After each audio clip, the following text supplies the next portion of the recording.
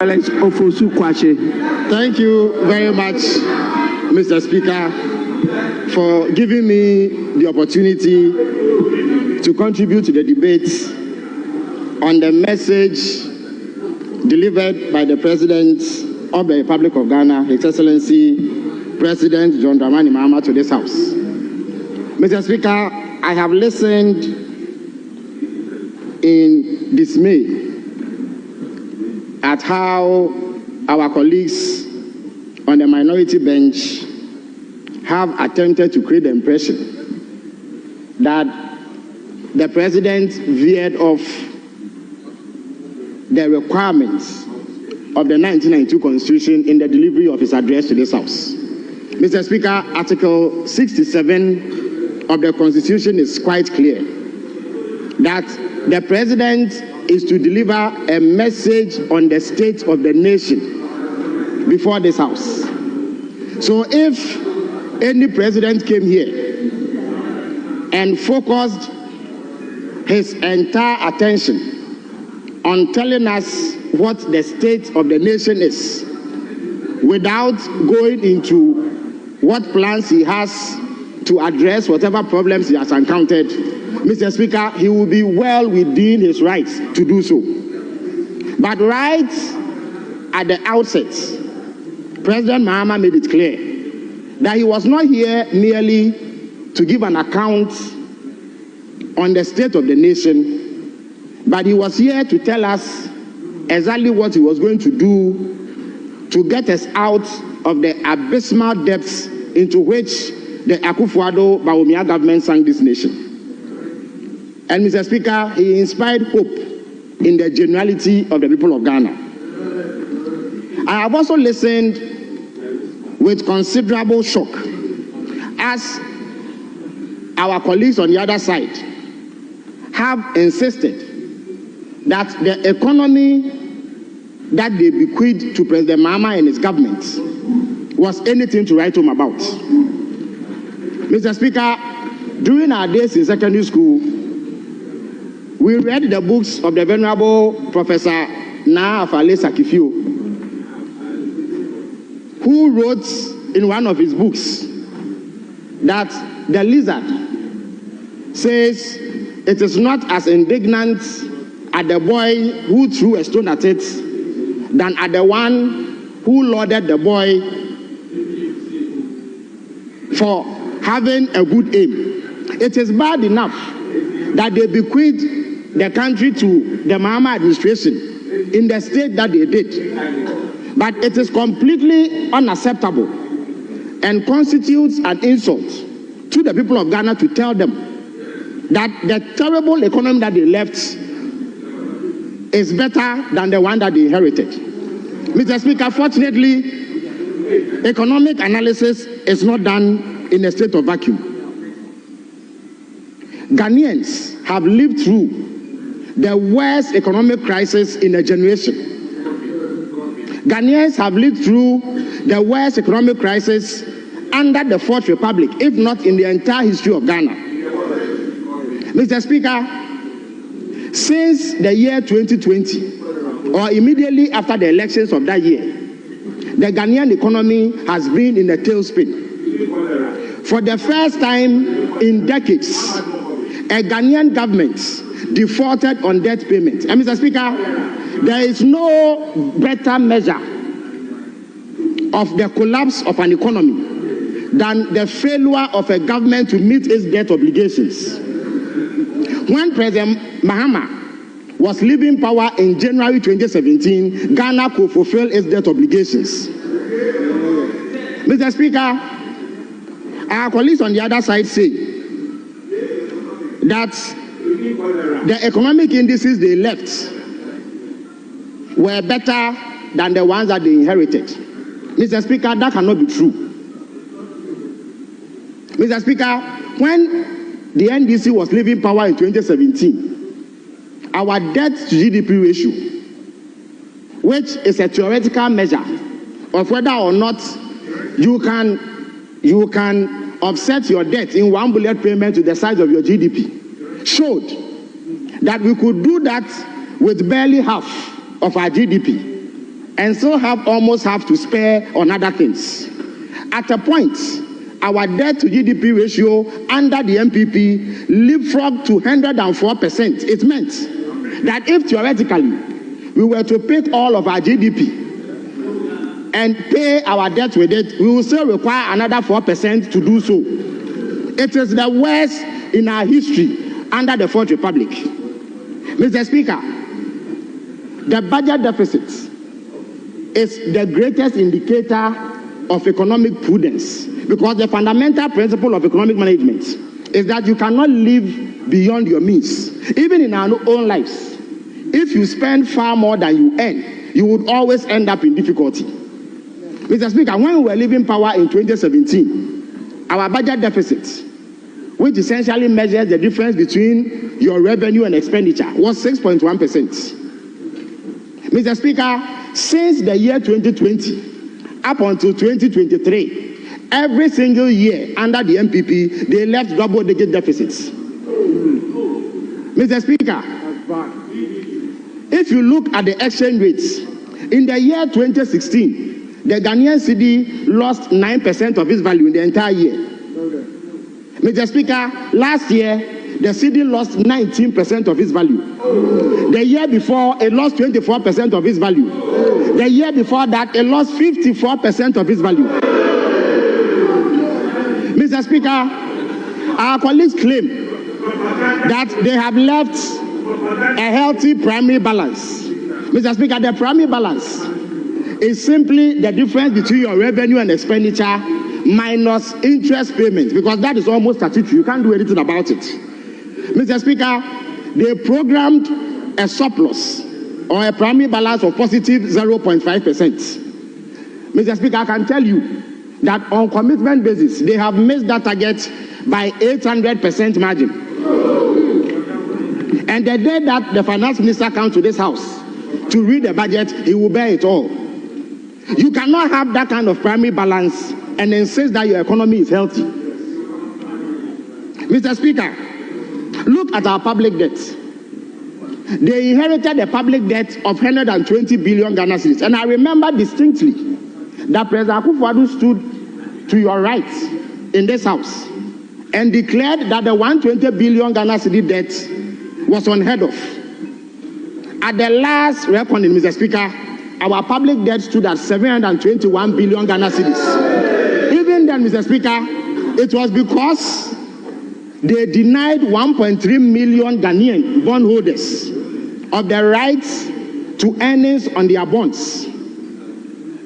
Mr. Speaker, the domestic debt exchange program, as Mr. President rightly noted, is the harshest economic policy in the history of Ghana. 240 billion Ghana cedis, which was due 1.3 million bondholders, were withheld. They were told that contrary to the agreement they reached with the government of Ghana, that they were going to be paid a certain interest rate, it was going to be reduced drastically. The maturity periods too were going to be extended. Even pensioners were not spared the ordeal. So for the first time in our history, our aged pensioners had to picket at the Ministry of Finance on a daily basis in demand of what was due them. Mr. Speaker, these indices point to one fact, that the Akufo-Addo-Bawumia administration have been the worst managers of our economy by far and away. And there can be no dispute about it. Mr. Speaker, our colleagues on the other side also ask that how is President Mahama going to finance his well-thought-through proposals on economic recovery? Mr. Speaker, let me address that. Mr. Speaker, in the last 6 weeks alone, 52 billion Ghana cedis of the debt that they bequeathed has been due for payment. So the finance minister has done what every finance minister has done, which is perfectly legitimate, rolling over the maturities. That is what has happened. That is the reason why if you pick Ghana's debt today, it has not increased by 67 billion. Mr. Speaker, but I was coming to what President Mahama intends to do to make savings that can be channeled into other areas of expenditure. Mr. Speaker, President Mahama made it clear during the campaign, and indeed, Ghanaians had urged upon the political class the need to reduce the size of government. So President Mahama stated boldly that in the event that he was elected, he will work with 60 ministers.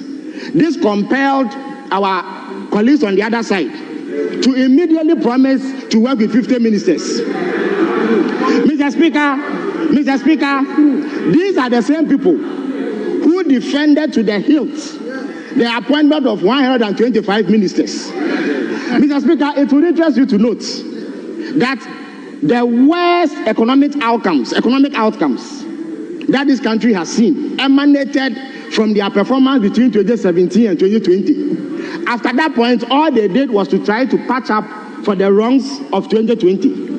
That terrible economic performance was brought about by the biggest government in our history of 125 ministers. That means that you don't need a legion of ministers to be able to manage the country properly. Now, Mr. Speaker, I use myself as an example of the savings that are going to be made by having a reduced government. My colleague on the other side, and my friend, Honorable Oponkuma, who, by the way, is my constituent also, used to head a ministry called the Ministry of Information. Mr. Speaker, that ministry had 76 people working there to manage government information. Mr. Speaker, as I speak to you, it is myself, a deputy, and 5 other people who now manage government information. Mr. Speaker, if you move from 125 ministers to 60 ministers, Mr. Speaker, that means that you are going to buy 60 less Land Cruisers. You are going to buy 60 less saloon cars. You will need to provide 60 less bungalows. You will need to provide 60 less sets of political aides, executive assistants, and what have you. Now, Mr. Speaker, President Mahama has not limited himself to just reducing the numbers of ministers. In any event, as I speak to you, there are only 56 ministers. And in fact, there are 42 ministers running Ghana as we speak because deputy ministers have not been approved. 4 nominees have not been made to make up for the 60. But if you come to the presidential staff, Mr. Speaker, if you take out the civil servants under the office of the president, under the Akufo-Addo administration, there were 337 political appointees under President Akufo-Addo. As I speak to you, Mr. Speaker, there are 26 presidential staffers, people that you can classify as presidential staffers, and then 4 directors. As I speak to you, if you put together the total number of people who work at the presidency, where I operate from, they will not amount to 60, Mr. Speaker. Yet they had 337 political appointees. So this is a man who wants to be prudent. And Mr. Speaker, the reason why that is important is that you send a clear signal to the people of Ghana that you are not here to feed facts on their public purse. You are not here to squander their money on the personal comforts of ministers and political appointees. Mr. Speaker, more importantly, Mr. Speaker, President Mahama gave indication, and I've heard them say that he came here to lament and that he didn't provide a way forward. Mr. Speaker, I have a copy of the State of the Nation address. 1 minute left. President Mahama was very clear. He's a minister. Mr. Speaker, he has just started.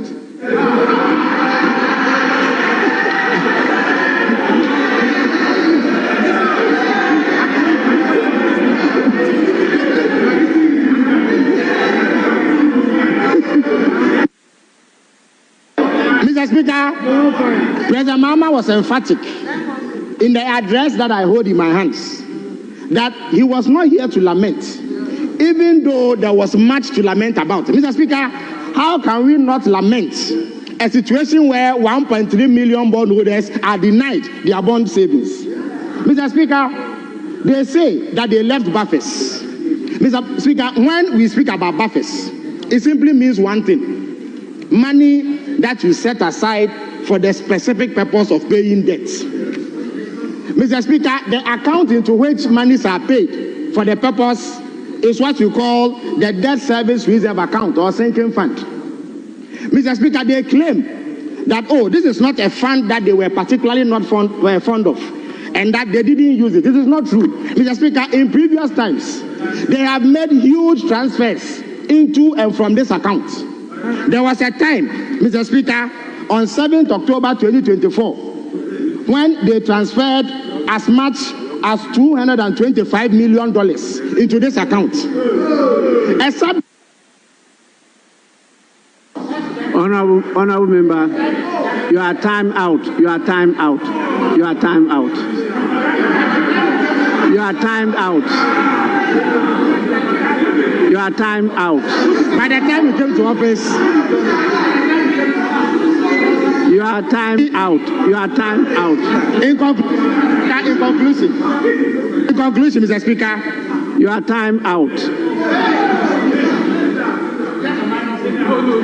In conclusion, they left a paltry $64,000 Ghana. Mr. Speaker, we are about to mobilize 15 billion Ghana cedis. So for them to be able to sustain a claim that they left buffers for that purpose, they must show the account into which 15 billion Ghana cedis was held. I thank you very much for the opportunity, Mr. Speaker.